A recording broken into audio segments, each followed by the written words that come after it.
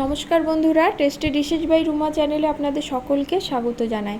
আজকে আমার রেসিপি মৌরি বাটায় মাছের ঝোল। সম্পূর্ণ ভিন্ন স্বাদে এবং ভিন্নভাবে করা এই মাছের ঝোল এতটাই সুস্বাদু হয়, এই রান্নাটি একবার করলে বারবার কিন্তু করতে মন চাইবে। এই রান্নাটি করার জন্য আমি আলু নিয়েছি, আলুগুলো একটু মোটা এবং লম্বা লম্বা করে কেটে নেব। মশলায় নেব একটি ছোট পেঁয়াজ বাটা, মৌরি বাটা এবং টমেটো পেস্ট। মাছগুলো ভালো করে নুন দিয়ে পরিষ্কার করে ধুয়ে নেব, দিয়ে নুন হলুদ মাখিয়ে 10 মিনিটের মতো রেখে দেব। তারপরে তেলে ভালো করে ভেজে নেব, একটু লাল করে এবং কড়া করে মাছটা ভাজতে হবে। এক পিঠ হয়ে গেলে তবেই আমি উল্টে দেব, দিয়ে দু পিঠ ভালো করে ভেজে নেব। মাছটা ধোবার সময় নুন দিয়ে ধুলে মাছের যে আষ্টে গন্ধটা থাকে সেটা কিন্তু চলে যায়। আমার মাছটা সুন্দরভাবে ভাজা হয়ে গেছে, দেখুন দু পিঠই কিন্তু বেশ লাল হয়ে গেছে। এবার আমি তুলে নেব। মাছ ভাজার তেলেই দিয়ে দিব সর্ষের তেল। আমি রান্নাটা সর্ষের তেলেই করব, যে কোনো মাছের রেসিপি কিন্তু সর্ষের তেলেই ভালো হয়। তেলটা গরম হলে ফোড়নে দেব কালো জিরে, ফোড়ন থেকে সুন্দর গন্ধ বেরোলে দিয়ে দিব আলুগুলো। আলুটা একটু লাল লাল করে ভেজে নেব।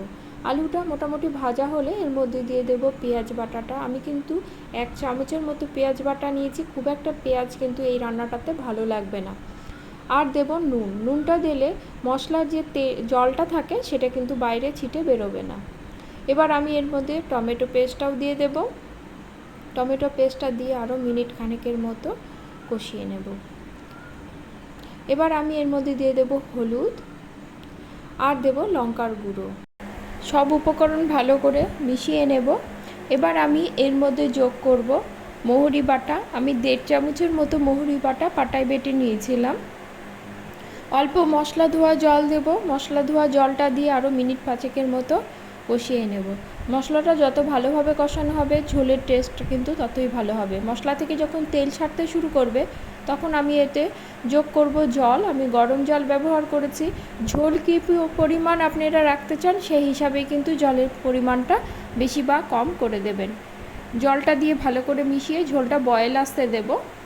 ঝোলটা আমার বয়েল চলে এসেছে। এবার ভেজে রাখা মাছগুলো দিয়ে দেব। মৌরি বাটা দিয়ে মাছের ঝোল করতে আপনারা কিন্তু অবশ্যই তাজা মাছ বেছে নেবেন। যে কোনো ছোট বা বড় তাজা মাছ দিয়ে এই ঝোলটা কিন্তু খুব ভালো হয়। ঝালের জন্য আরও 3-4টে কাঁচা লঙ্কা দিব। ঢাকা দিয়ে 7 থেকে 10 মিনিটের মতো রান্না করে নেব। গ্যাসের ফ্লেমটা কিন্তু মিডিয়াম টু লোতেই রেখেছিলাম।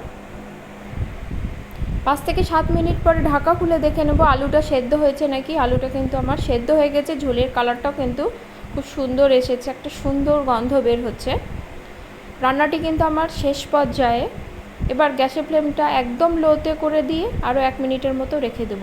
আজকে আমার মৌরি বাটা দিয়ে মাছের ঝোলের রেসিপিটি আপনাদের ভালো লাগলে লাইক কমেন্ট করবেন এবং সাবস্ক্রাইব করে পাশে থাকবেন। আমার ভিডিও নোটিফিকেশান পেতে বেল আইকন কিন্তু অবশ্যই প্রেস করবেন। আজ তাহলে এই পর্যন্তই, দেখা হবে পরে কোনো রেসিপি নিয়ে। সকলে ভালো থাকবেন।